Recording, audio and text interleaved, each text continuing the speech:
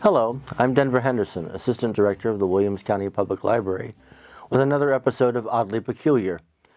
One of the rare episodes of genuine bravery in American history is the pre-Civil War saga of the Underground Railroad, that secret and dangerous system of escape from the horrors of slavery. The heroic enslaved people who struggled to escape the bonds of oppression, and the equally heroic men and women who came to their aid offer a story of resistance and resilience. Williams County played its part in this story.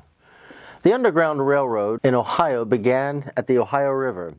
Enslaved people would make their way across the state, often under the cover of darkness, staying in hiding places and homes throughout the state. The people helping to move the enslaved along the route were called conductors. The goal was to get to Canada, where they had a stronger chance to not be returned to bondage and could live in relative freedom. In his History of Williams County of 1905, W.H. Shinn states, "There existed for many years in Williams County a small but brave and earnest body of abolitionists who were denounced and persecuted. The first abolitionist newspaper in Northwest Ohio was started in Bryan in 1848 by William Hunter and was called Equal Rights. In 1856, Hunter transformed this into a newspaper called The Political Abolitionist. The support for an end to slavery may have been small in Williams County, but it was mighty. In Williams County, there were four prominent conductors on the Underground Railroad, the first being Jacob Youse. A native of Pennsylvania, Youse settled in Bryan, opening a tannery. He purchased a farm 1 mile south of Pulaski.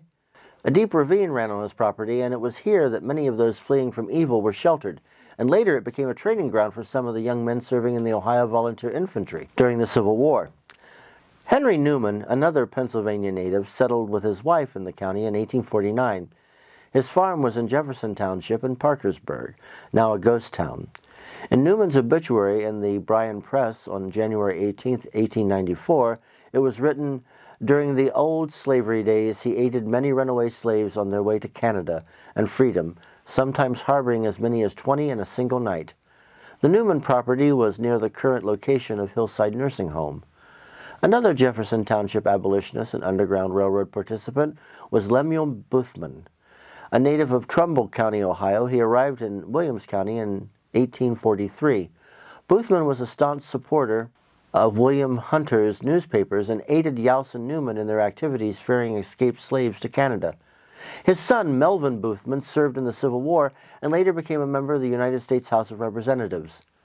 Dr. Richard Gaudern of Madison Township was born in England and came to Williams County in 1840. He practiced medicine in the township and was also a farmer.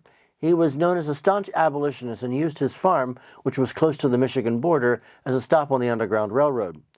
There are many more names added to this county struggle against enslavement: Moses Loudon of Montpelier, James Guthrie of Springfield Township, John Simon of Florence Township, and Philo Cleveland of Bryan, and many, many more. Abolitionist sentiment was strong in Williams County, so much so that one land deed in 1843 transferring property from Joseph Hathaway to Jacob Dennis contained the phrase, "Christians, remember those in bonds, assist runaway slaves as you would be assisted." Williams County at this time was Ohio's last frontier.